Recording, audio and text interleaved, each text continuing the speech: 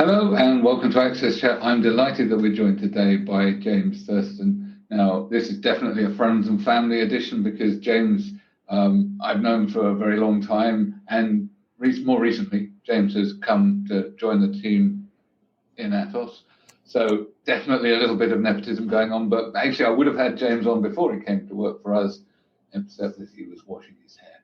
So now that you've fully blow dried, James, welcome. It's great to have you here. I know you've been working in the field for a long time, but please tell us a bit about yourself, how you came to be working in the accessibility field, and then we'll carry on with the conversation. And yes, you can kick me under the virtual table later. Sure. I actually like to talk a little bit about how I came into doing accessibility work because it was really by accident, largely.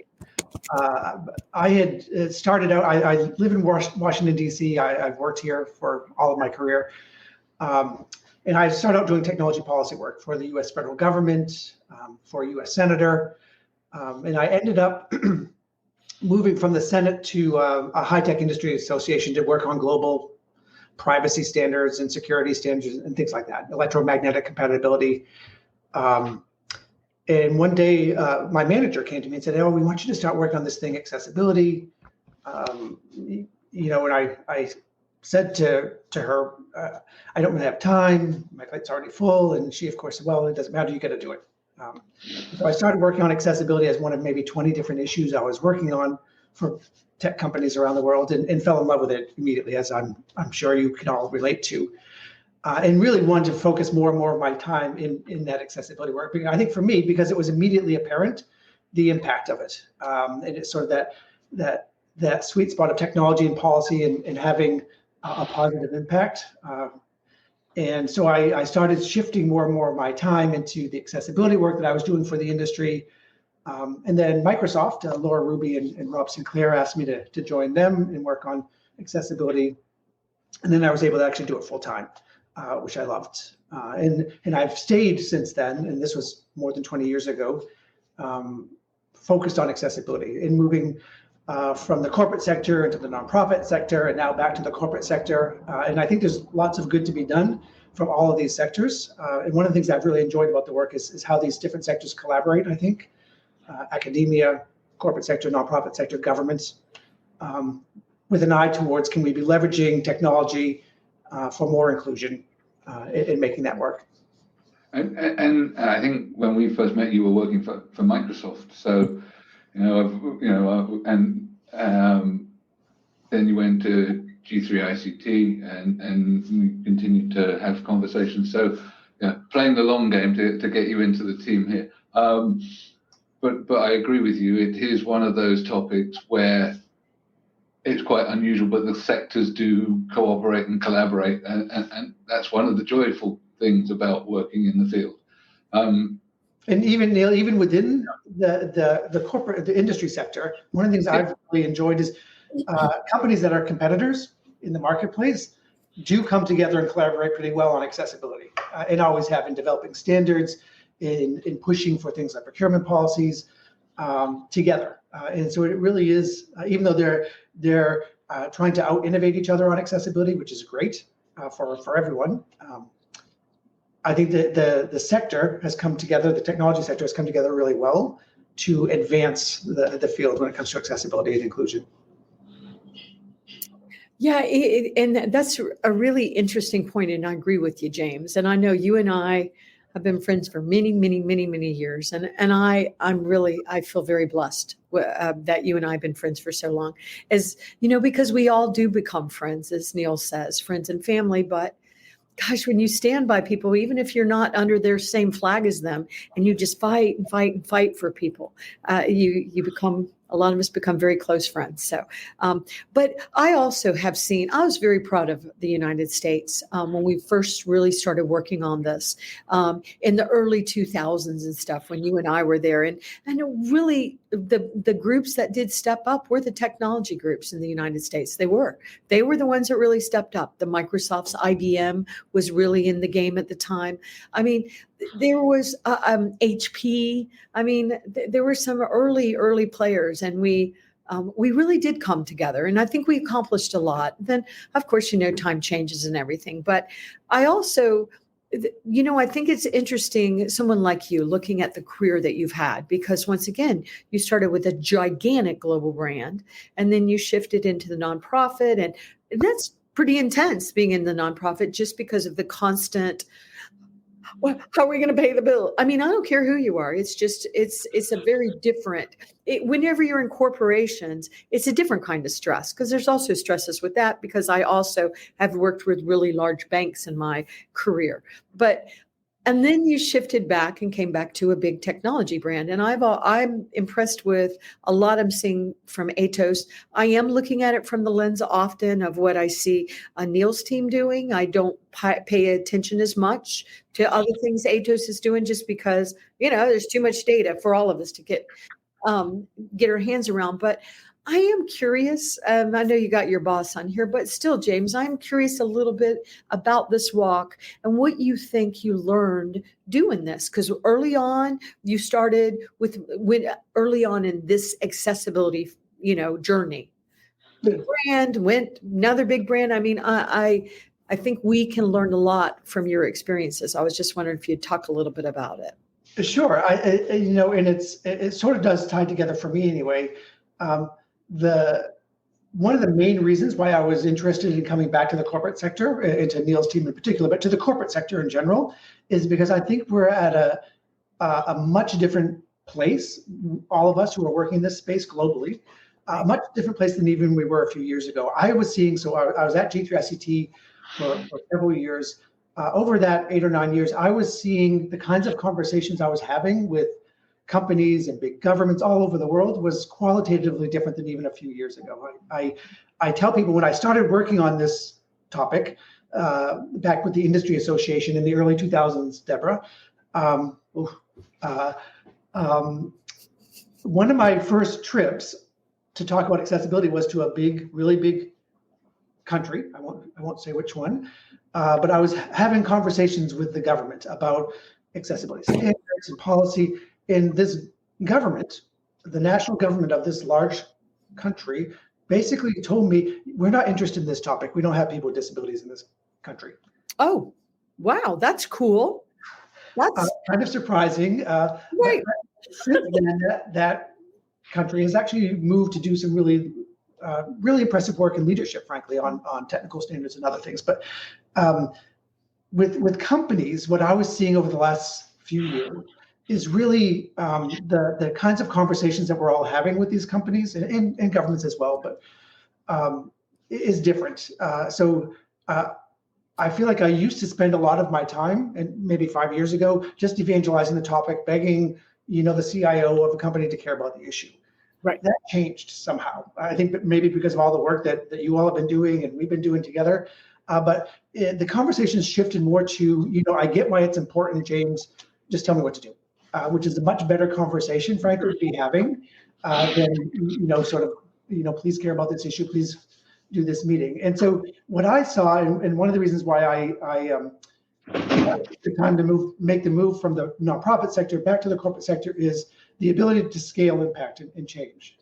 Because I think there's an openness there now of, hey, we get it, why it's important, but we need help doing it. And that's exciting work to be doing. Well, so James, one more question, and then I'm going to turn it over to Antonio, because I know y'all, the three of you representing corporations, know this answer. But so this is what I'm curious. Do y'all think it's unfair in some way that society is asking corporations to solve all of our societal issues that we've had for thousands of years? Right now, I'm just curious, because we actually are. We're telling you to solve this problem when society created it and hasn't begun to solve it. And even that comment you made about the country where no people with disabilities live. I often do think in some ways we're hard on our corporations. And by the way, the corporations, I don't care. Y'all, that's just the way it is. But the reality is we are asking you to solve the largest societal problems that we've ever had, and we are expecting to solve it very quickly. And so I was just curious why y'all haven't done that yet.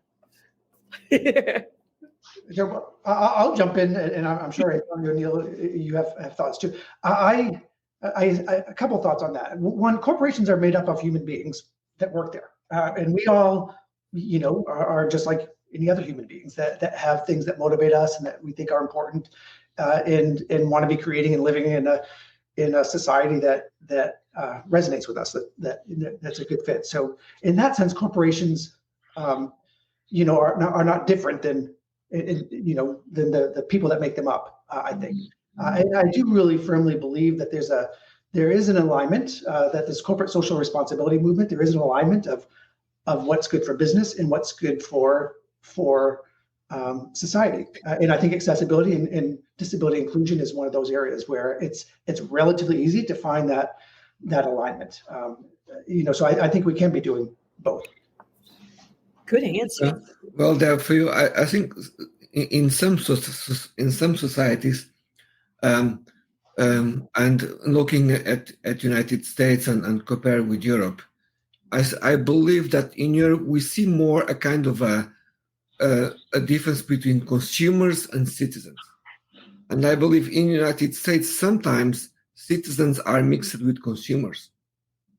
What I mean by this is when you are serving citizens, you need to serve everyone. You don't really have a choice. Okay? When you approach that from serving consumers, it's almost like you are serving a specific group of people that might have an interest in your product.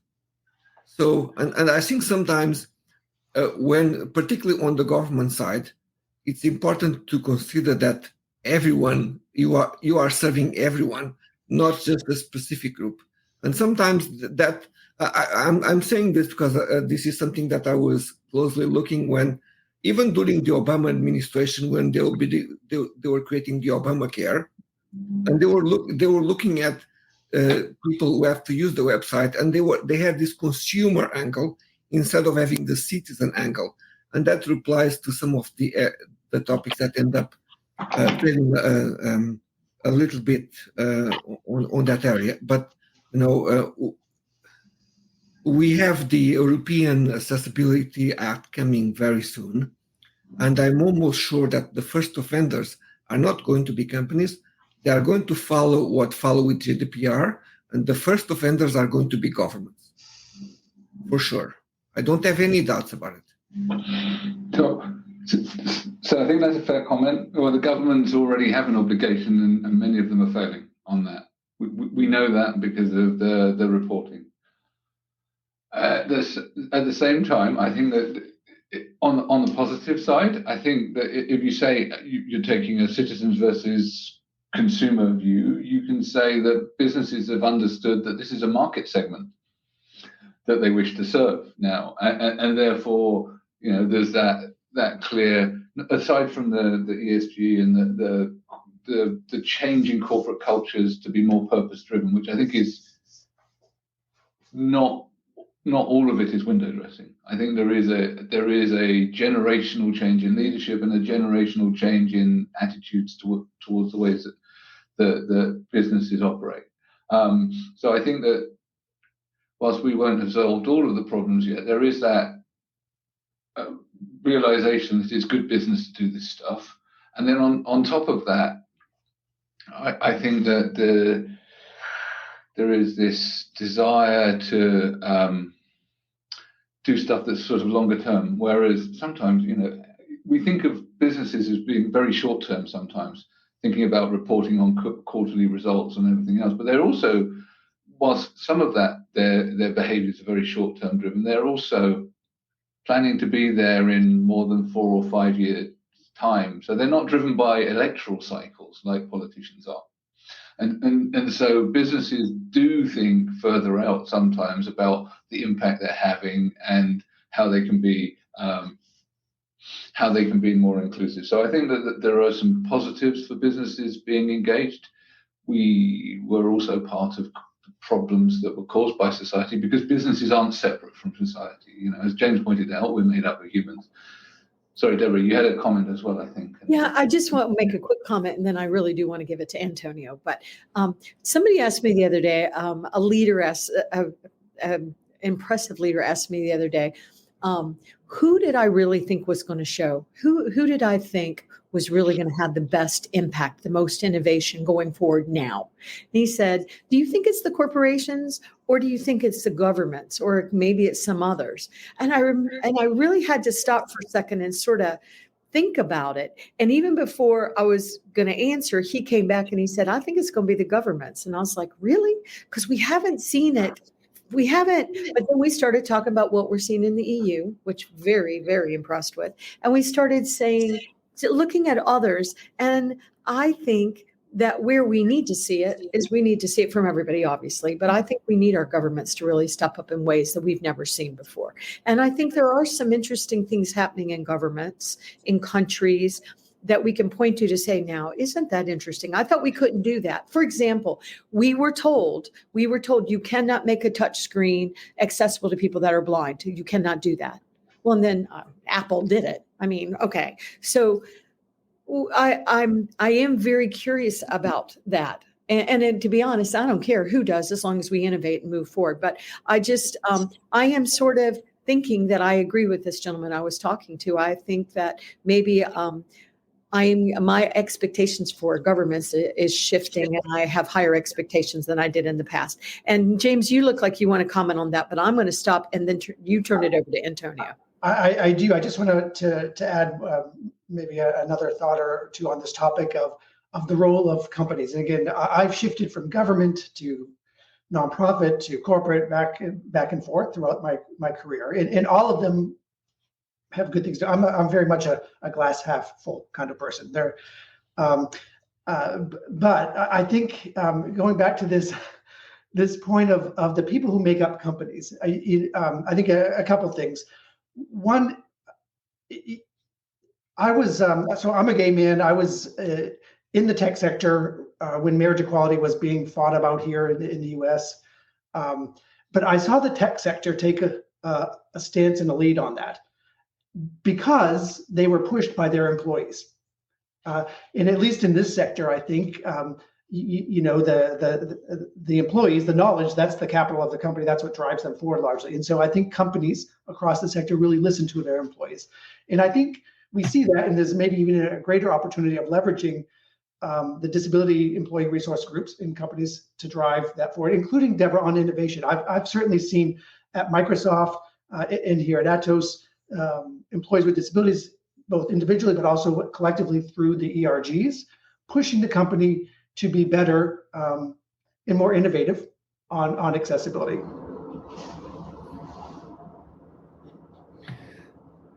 Okay, so changing a little bit the topic, but I believe somehow at the end is going to have a connection. I've been following CES in the last couple of years, like many of you, and this year there was a particular focus on accessibility. Plenty of panels, something that didn't happen in the previous years. However, I was tracking the feed of the event and the program on the website, the agenda that was out there, that was made for the journalists and for the media, and I was able to see a kind of a separation between tech and accessibility conversation. So what we need to do to make the click. Yeah, and I'll jump in, but again, I think you all have good thoughts on this. I think that's a really important observation and somewhat unfortunate at this day and age, because I also would like to see more integration. When I was at G3ICT, I partnered with Victor Pineda and others to start up the inclusive smart city initiative, Smart Cities for All. And our goal in that, which I think is getting to specifically to this CES issue, is to kind of mainstream accessibility and inclusion as part of all the great innovation that was happening in the smart city sector. I mean, smart cities in general were and are adopting technology in kind of breathtaking ways.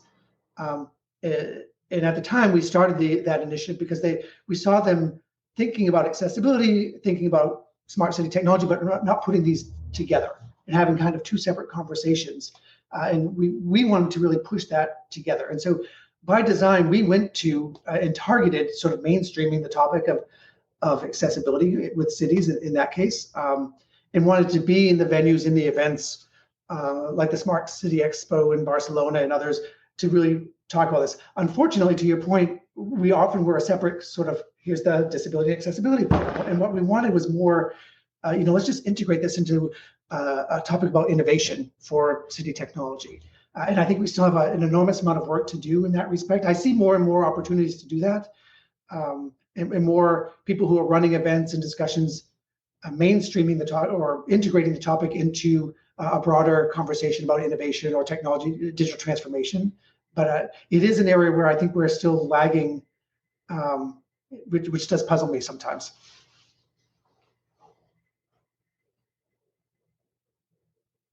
I'm going to turn my mic on and then agree. So I'm going to a big event, and it's a big industry event, and it's not an accessibility event, but there's kind of like a DEI corner, and it's like, well, hold on, it's progress. It is progress, because these big events are starting to talk about disability and accessibility, but it's still not fully integrated. And it's a bit like that's happened to a large extent at World Economic Forum this week as well. You've got various side events going on, but we're yet to get onto the main stage. So at some point, I think we need to be, being the people climbing onto the main stage and taking the mic, but as part of an integrated conversation. We don't necessarily need to have right, and now we're going to have on the main stage the disability session and watch everyone go and get their cup of coffee. Like you say, we want to have people representative of our community or of our expertise as panelists in various different sessions, giving a perspective. And I think that when that happens, we've really made it.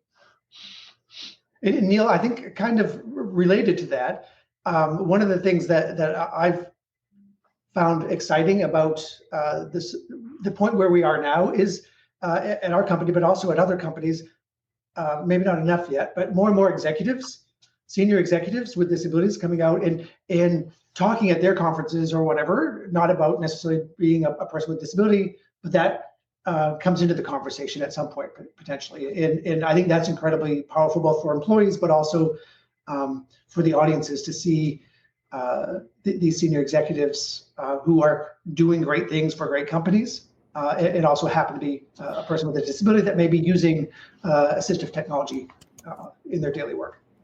Okay, James, can I say something? I'm also like you, as you very well know. I'm a half full glass girl. I'm obnoxiously optimistic. My mother said that. So, but I agree with everything you're saying, and I see some leaders really stepping up. And, I love looking and watching what's unfolding in the Valuable 500, which, by the way, guys, is going to take a while. We got these 500 CEOs to agree, but there's just some realities of really making everything happen. It's going to take us all. But at the same time, so I appreciate the leaders is stepping up. I appreciate so much the group supporting the leaders so they can be even better. But one thing that is troubling to me that I think we all need to pay attention to is the leaders that are saying, this woke stuff is for the birds. I'm tired of this woke, which we're seeing with some. We actually saw I think is $1 billion corporation, not $1 trillion yet, but they're close to $1 trillion, say that he was really tired of this woke stuff. That freaked me out as a citizen. And as a human being, because I need our leaders to get what your job is. And if you don't get what your job is, you think it's all about money, or as Antonio says, in America, we make it all about consumerism and capitalism. Times are changing. Pay attention. You'll have to. Don't pay attention, but do know you will be left behind. And who am I? I'm a stupid little mom with the cause in Virginia, but I'm telling you. We are paying attention to the corporations that are blah, blah, blah, and the ones that are actually including us. And we are convening. And I think Access Chat sorry, I just saw that Neil changed my title. Really? And he knows I have ADHD and I'm like a squirrel. So, but I hope CEOs and leaders of corporations understand society's now watching, and we're watching in a different way, and we're convening. And so we're going to support and applaud the groups, the corporations that are including us. We appreciate it. We don't expect them to be perfect. We don't even know what perfect looks like. But the groups that are coming out and saying, oh, this woke crap, blah, blah, blah, I believe that you are dated. I believe that society will no longer accept that. So I might be a big old nobody from Virginia or originally from Florida, but I'm telling you, CEOs, you're being put on notice. We're not putting up with it anymore. We're not. But on that, I think this is something that we also talked in the past. Your access chat is what is happening can be a bit terrifying at some level. Yeah. But you have to remember that many organizations haven't done a good job on the AI. I agree. So some of them, they have appointed the wrong people. Mm-hmm. They haven't listened their workforces enough in order to implement the agendas, or in some cases, they believe, oh, we do this here from the HQ and everyone around the world needs to follow us. And so sometimes we also need to look at that side, that some DI leaders are also to blame in the fact that we are in where we are now. I agree.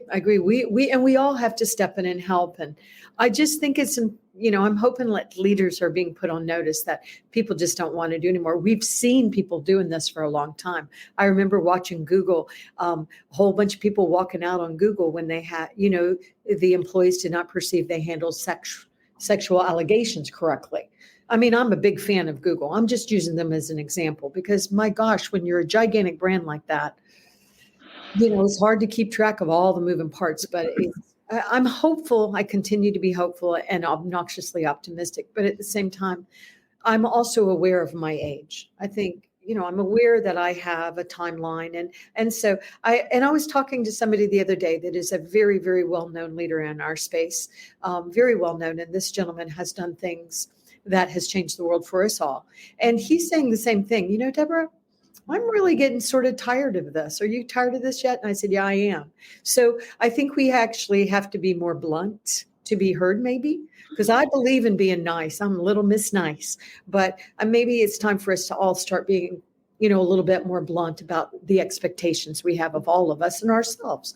But, and the reason why I bring this up here, James, is because once again, you have an amazing background. ATOS was really blessed to be able to get someone like you because you have such a varied global background. And so I'm hopeful about, I'm obnoxiously optimistic about how intense things are, but also that maybe people could finally be heard. And I know I'm naive. I don't care. We got to try to be heard.